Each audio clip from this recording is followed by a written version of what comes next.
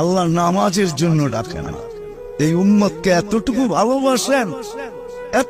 ভালোবাসেন যে আল্লাহ কথা বলার জন্য ডাকেন, নামাজের জন্য ডাকেন না। এই জন্যই মনে হয় কিতাবালা লেখছে মুসাল্লি উনাজি রব্বা, নামাজি আল্লাহর সাথে কথা বলে। রাত্রটা যখন পার হয়ে যায়, সুবে সাদেক যখন হয়ে যায়, তো আল্লাহ চিৎকার দিয়ে মনে হয় বলতে থাকেন, রাতটা পার হয়ে গেল, তোর সাথে কথা হইল না, জলদি একটু উঠ না, একটু আয় না, তোর সাথে একটু কথা বলি না।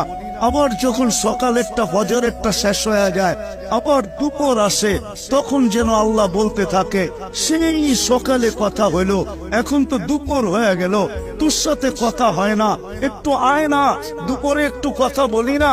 দুপুর যখন গণায় আসর বিকাল হয়, তো আল্লাহ আবার ডাকে, সেই দুপুরে কথা হইলো, এখন তো বিকাল হয়ে গেল, আয় না, তোর সাথে একটু কথা বলি।